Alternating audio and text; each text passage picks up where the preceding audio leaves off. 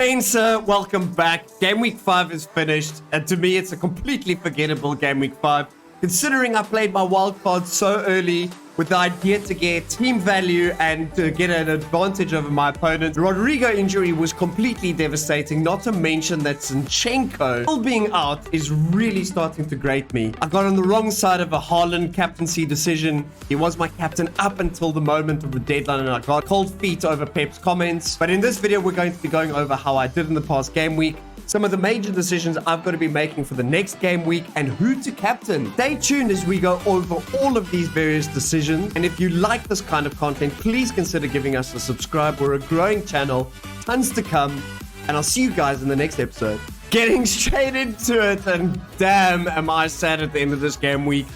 61 points, relatively respectable, but I feel like I got a little bit lucky with that Salah assist off the shoulder.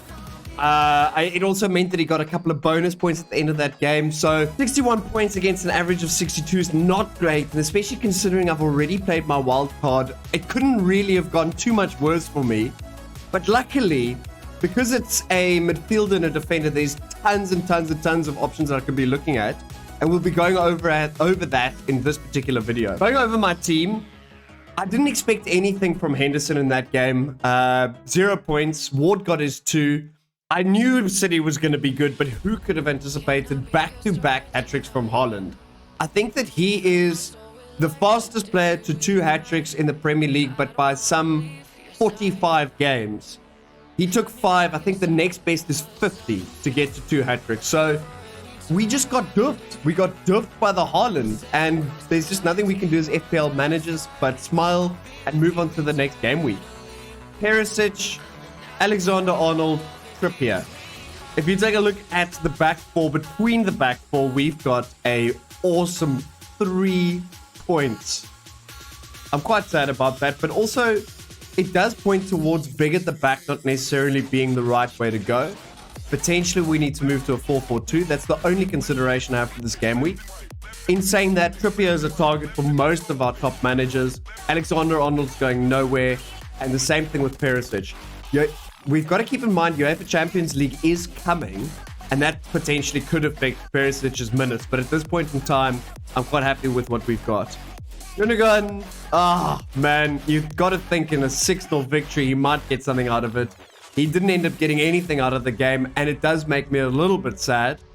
But I didn't put Gundogan into the team thinking that he was going to be able to keep up with the Salahs, the Kanes, and the Haalands.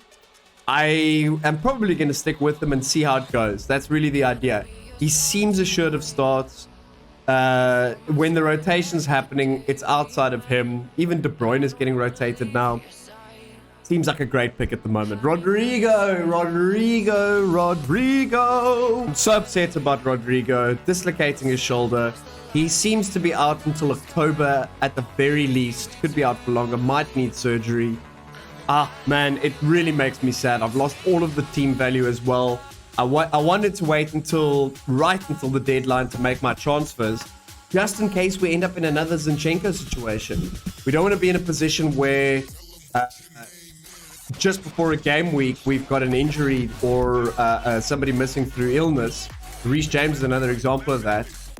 So I am just trying to keep my decisions open for as long as possible.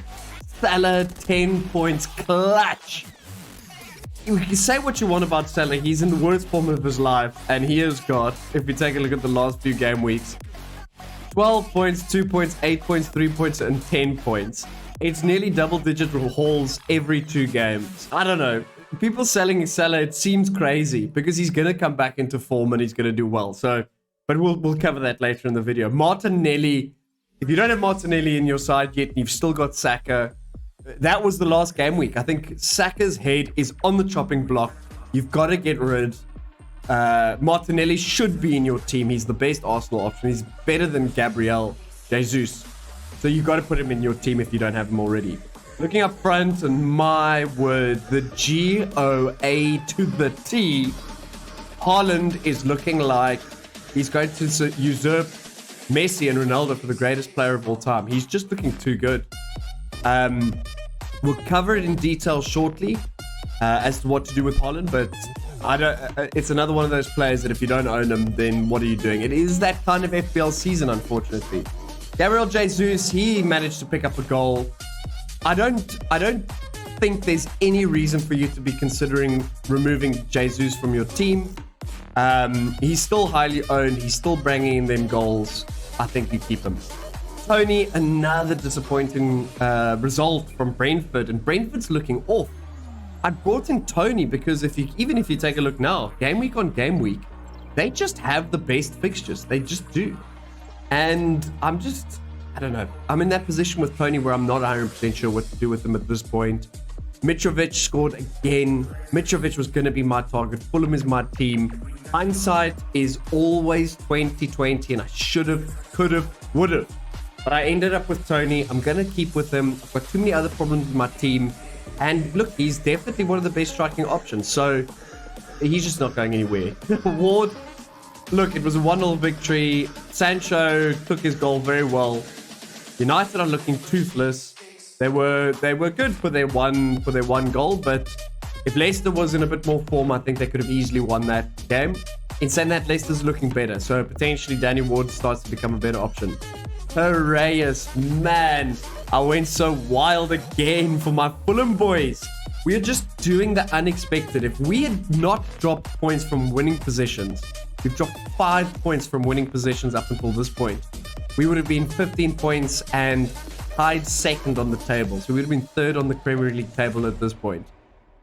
Fantastic start. I don't think that we're relegation candidates. If anything, I think we might even make it into the top 10. We signed Willian. We signed our boy Kazawa from PSG. Kazawa looks like a fantastic signing. Willian worries me beyond. He seems to be a cancer in that Arsenal team. I really hope that he isn't for the Fulham team. But it is what it is. What can you do? The Zinchenko injuries got me down. He looks like he's set to miss tomorrow as well. I don't know. We've really got to, as FPL managers, start to think what we do with Zinchenko. Williams was always going to do badly against Liverpool. He is my 4.0 offender.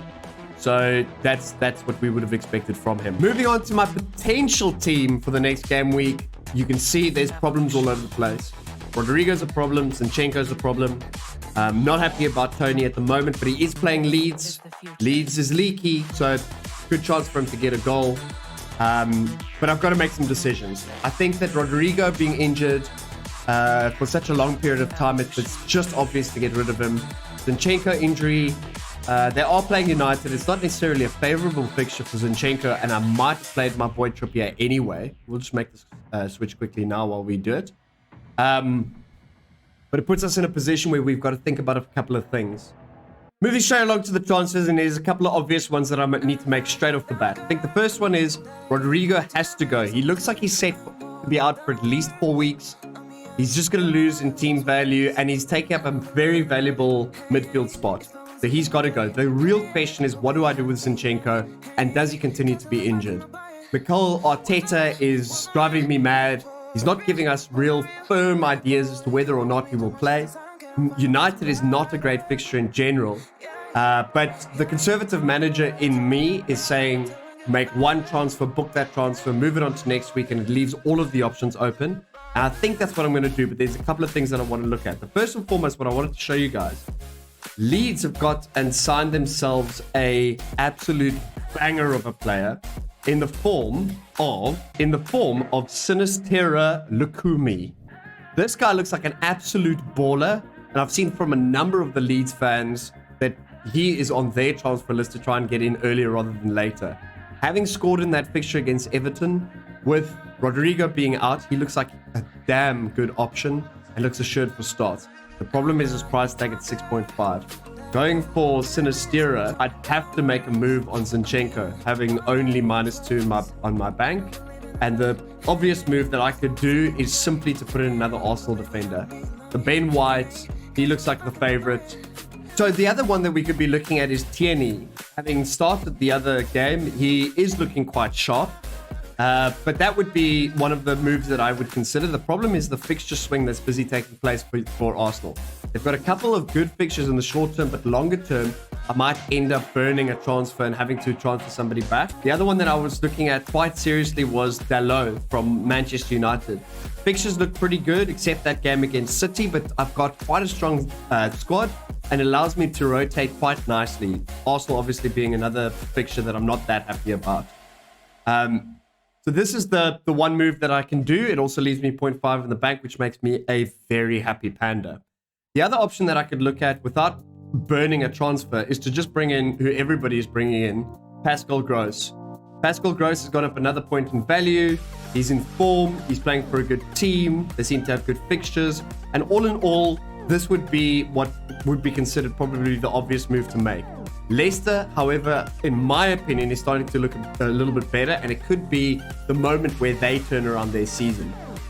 That's making me think that I need to be making a move outside of the traditional moves and consider something else. The last one that I was considering is bringing in my boy Zaha. The problem is I just can't afford him. He can't really fit into my team. The only other option that I could look at is bringing in a player that I'd actually cited as one of my shorts in the form of Emerson. The problem with Zaha is I'd have to bring in a 4.0 defender, and at this point it's Patterson and Williams. Emerson is looking like a good shout, but is he going to get regular starts for West Ham? That's the only consideration. I think that one of the moves to be made that could make a lot of sense is to bring in Emerson from West Ham, ex-Chelsea player, by the way, and just play him when necessary or don't play him at all. They've got quite a good fixture run from game week 8 up until game week 12.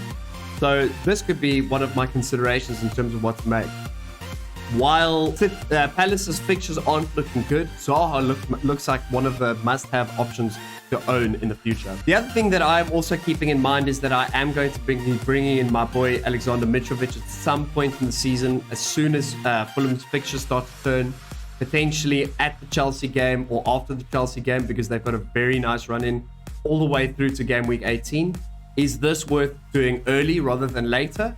The other thing is that Tony, his fixtures continue to be good for a very long time from a similar perspective. I think it's time to make a decision. I've kept my eye on Zaha for a long time, and I think that Zaha is the obvious move to be making.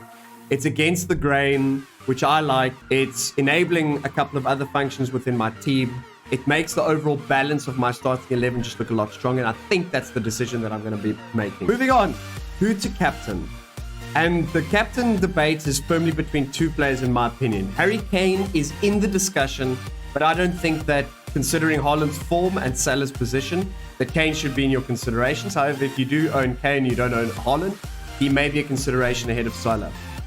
Pep's comments that Haaland wouldn't be playing doesn't seem to be ringing true, and that might happen again against Villa over the weekend, which would put us in a very precarious position.